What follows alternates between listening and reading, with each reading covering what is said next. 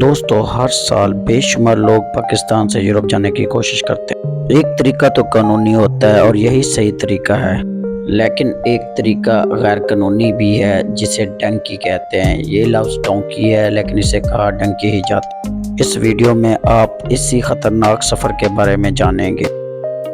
دوستو ڈنکی کے ذریعے یورپ جانے کا روٹ پاکستان سے ایران ہے، ایران سے ترکی اور ترکی سے یونان اور اٹلی ہے۔ اس طرح سے جانے والے لڑکے پاکستان میں موجود ایجنٹ سے رابطہ کرتے ہیں۔ یہ ایجنٹس ان لڑکوں سے لاکھوں روپے وصول کرتے ہیں اور پھر ان کو ایک ایسے سفر پر روانہ کر دیتا ہے جہاں سے ضروری نہیں کہ انسان زندہ بھی بچ سکے۔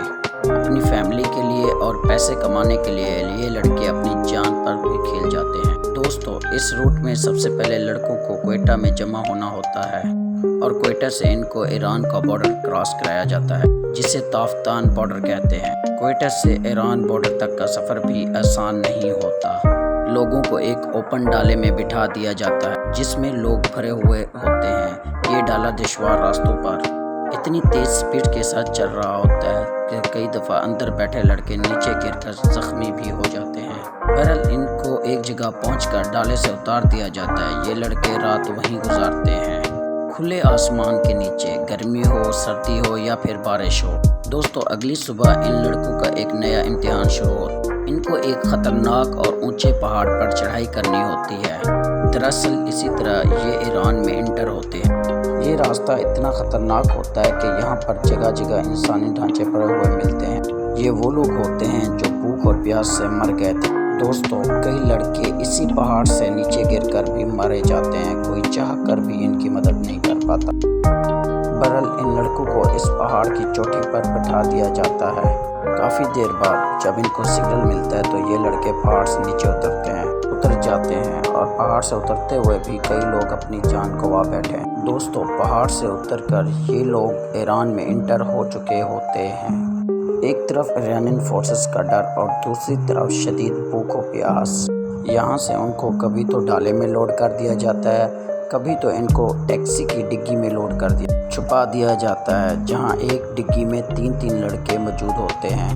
لڑکوں کا سانس لینا بھی مشکل ہو جاتا ہے، کئی لڑکے ادھر تو بے ہوش بھی ہو جاتے ہیں۔ بہرحال اس کے بعد یہ لوگ ایران کی ایک جگہ پہنچتے ہیں، وہاں سے پھر سے لڑکوں کو 4 سے 5 گھنٹے پیدل سفر کرنا ہوتا ہے۔ دوستو پھر یہ لوگ کئی گاڑیاں تبدیل کر کے ایران کے شہر تہران میں پہنچ جاتے ہیں اور وہاں سے ان کو ترکی کا بارڈر کراس کرایا جاتا ہے۔ یہ کام بھی بہت مشکل ہے، ترکی ایران بارڈر پر فوجی پہرا دے رہے ہوتے ہیں، اس لیے ان لوگوں کو بھاگ کر بارڈر کراس کرنا ہوتا ہے۔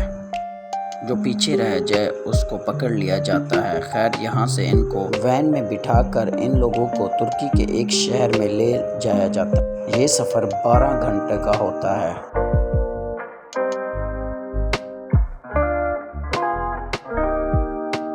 اس کے بعد ان کی تصویریں لی جاتی ہیں اور ان کے ایجنٹ کو بھیج دیا جاتا ہے کہ یہ لوگ یہاں پہنچ گئے ہیں۔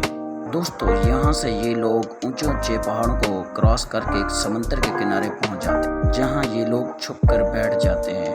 یہاں سے ان کو ایک اور گاڑی میں لوڈ کر کے ایک گاؤں میں اتار دیا جاتا ہے۔ اس گاؤں سے لوگوں کو پھر سے 5 یا 6 گھنٹے پیدل چلنا پڑتا ہے۔ دوستو کیونکہ یہ لوگ غیر قانونی سے ترکی میں ہوتے ہیں تو ہر وقت خطرہ ہوتا ہے کہ کہیں پولیس ان کو پکڑ نہ لے۔ خیر ترکی سے اب ان لوگوں کو یونان یعنی خریس اور اٹلی جانا ہوتا ہے۔ یہ سفر سمندر کے ذریعے بھی کیا جا سکتا ہے اور زمینی راستے سے بھی۔ زمینی راستے سے جانا کافی مشکل ہو جاتا ہے کیونکہ یہاں ترکی فوج کافی ایکٹیو ہوتی ہے اور دوسری طرف سمندری راستہ بے حد خطرناک ہوتا ہے۔ ایسے کئی واقعات سامنے آ چکے ہیں جب سمندری راستے سے کشتیاں ڈوب چکی ہیں۔ ان لوگوں کو چھوٹی کشتیوں پر بھی سفر کرنا ہوتا ہے۔ سمندر کی لہریں یا کوئی طوفان کسی وقت بھی جان لیوا ہو سکتی ہیں۔ یہ سمندری سفر بہت لمبا ہوتا ہے اور ہر وقت یہ خطرہ بھی ہوتا ہے کہ یونانی فورسز ان کو اریسٹ نہ کر لیں۔ سمندر کے راستے ہی یہ لوگ یونان اور اٹلی پہنچتے ہیں اور یوں ان کا یہ خطرناک سفر ختم ہو جاتا ہے۔ دوستو کوئی نہیں چاہتا کہ وہ اپنا ملک چھوڑ کر غیر قانونی طریقے سے اتنا خطرہ لے کے دوسرے ملک میں جائے۔ یہ لوگ اپنے اچھے مستقبل کی تلاش میں ہوتے ہیں۔ بہرحال کسی ملک میں داخل ہونے کے لیے قانونی